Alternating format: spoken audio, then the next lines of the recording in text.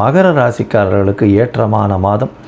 உடல்நிலையில் நல்ல ஒரு ஏற்றம் கிடைக்கக்கூடிய காலகட்டம்.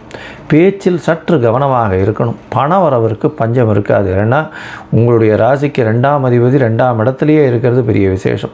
பண வரவிற்கு பஞ்சம் இருக்காது. உங்களுடைய ராசிக்கு பார்த்தடையானால் தந்தையின் மூலியமாக பணமோ சொத்தோ வரக்கூடிய வாய்ப்புகள் நிச்சயமாக இருக்கும். வெளிநாடு போய் படிக்கணும்னு இருக்கிறவாளுக்கு நல்ல செய்தி வரக்கூடிய வாய்ப்பு, நீங்கள் நினச்ச யூனிவர்சிட்டி கிடைக்கக்கூடிய வாய்ப்புகள் நிச்சயமாக இருக்கும். அது தவிர வேலை செய்பவர்களுக்கு புதிய வேலை, அதாவது மாறுதல் எதிர்பார்த்து கொண்டிருக்கிறவர்களுக்கு புதிய வேலை மாறுதல், வெளியூர் வெளிமாநில பிரயாணம் இருக்கக்கூடிய காலகட்டம். அதை தவிர புதிய வேலைக்கு பார்த்துட்டு இருக்கிறவர்களுக்கு புதிய வேலை கிடைக்கக்கூடிய வாய்ப்பு, இது எல்லாமே நிச்சயமாக வரக்கூடிய வாய்ப்பு உண்டு. இந்த மகர ராசிக்காரர்கள் சனியோட சம்பந்தத்தில் இருக்கிறதுனால இந்த எள்ளு எண்ணெய் இந்த மாதிரியான வியாபாரம் பண்ணுறவங்க, தாறு, அதை தவிர கருப்பு துணி, அதை தவிர மைனிங் செக்டரில் இருக்கிறவங்க, கோர்ட்டு அட்வொகேட்டு, அதை தவிர இந்த police administration, law and order இந்த மாதிரியான விஷயங்களில் இருக்கிறவங்க எல்லாருக்குமே பெரிய ஏற்றம் கிடைக்கக்கூடிய வாய்ப்பு.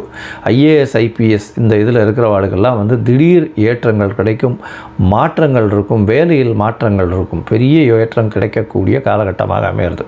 இந்த மாதத்தில் சில நாட்கள் நீங்கள் உங்களுடைய அதாவது முயற்சிகளை தள்ளி வைக்கிறது நல்லது. அந்த சில நாட்கள்னு சொல்லக்கூடியது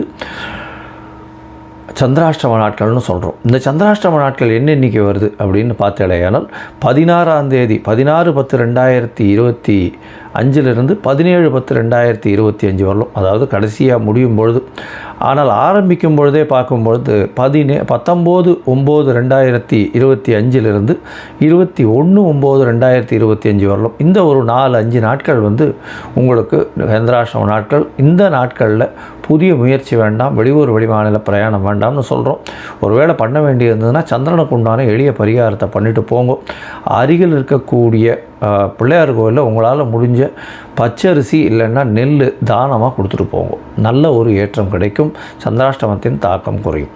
இந்த மகர ராசிக்காரர்கள் கண்டிப்பாக அருகில் இருக்கக்கூடிய கும்பகோணம் ஒப்புலியப்பன் கோவிலுக்கு போயிட்டு வாங்க. நல்ல ஒரு ஏற்றம் கிடைக்கக்கூடிய காலகட்டமாக நிச்சயமாக அமையும்.